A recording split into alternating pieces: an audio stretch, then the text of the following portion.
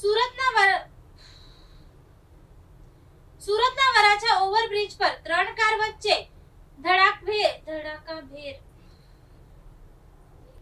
સુરત નવી સિવિલ હોસ્પિટલમાં નવજાત સુરક્ષા માટે ઇલેક્ટ્રોનિક ટેગ સિસ્ટમ શરૂ.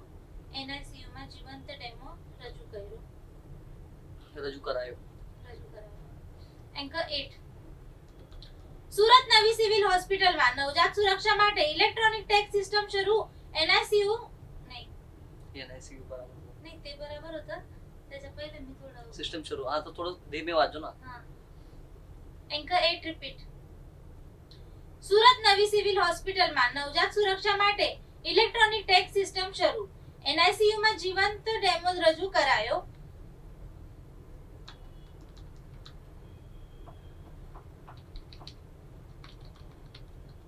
ઓલપાડની સ્નાતકોત્તર મંડળીમાં પ્રમુખ પદ માટે ચૂંટણી ચર્ચા. બેઠકમાં વિકાસ અને પારદર્શક પ્રક્રિયા પર ભાર મૂકાયો.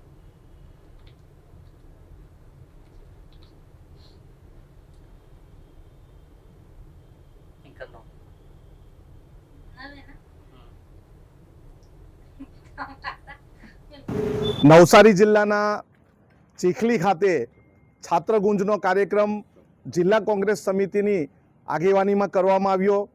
અહીંના જેટલા પણ કોલેજ કરતા વિદ્યાર્થીઓ છે, પેપર વારંવાર ફૂટી જાય છે એના માટેના પ્રશ્ન, તેમજ આદિવાસી સમાજના જેટલા વિદ્યાર્થી છે, એસસી સમાજના જેટલા વિદ્યાર્થીનીઓ છે અને વિદ્યાર્થી છે, એમને સમયસર સ્કોલરશિપ મળતી નથી.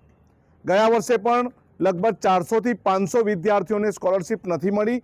એ બાબતે એમની સાથે સંવાદ કરવા માટે અને વાત કરવા માટે ચીખલી ખાતે બધા ભેગા થયા છે. બધા જ છોકરા છોકરીની એક જ માંગ છે, અમને લેટ સ્કોલરશિપ મળે છે, અમારે કોલેજમાં લેટ ફી ભરવી પડતી હોય છે અને આ અમારી જોડે થતો અન્યાય છે, એટલે અમે આ અન્યાય સહન નહીં કરશું. અને અમે એમ પણ એમને ખાતરી આપી છે કે 7 દિવસમાં જો સ્કોલરશિપ ન મળે તો આપણે રસ્તા પર ઉતરીને મામલતદાર શ્રીને આવેદનપત્ર આપીશું. મારું નામ છે જિગીસા કુમારી વિજયભાઈ પટેલ.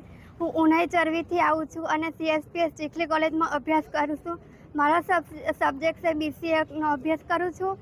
એમાં અમને સ્કોલરશિપ જમા નથી થઈ, એના માટે અમે અહીં સૌ ભેગા થયા છીએ. જ્યારે અમે આદિવાસી સમાજમાંથી આવીએ છીએ, એસટી સમાજના છે, તો સ્કોલરશિપ જમા નથી થઈ એના માટે અમારે કોલેજમાં ફી ભરવા માટે તકલીફ પડે છે. ત્યારે લેટ ફી અને બધી જમા થાય ત્યારે ફી ભરવાની એ અમારી પાસે માંગે છે. ત્યારે સ્કોલરશિપ લેટ આવવાથી અમે ભરી શકતા તેમ નથી. તો આ પ્રશ્નનો જલ્દી નિરાકરણ લાવે એ માટે અમે આંદોલન કરીએ છીએ.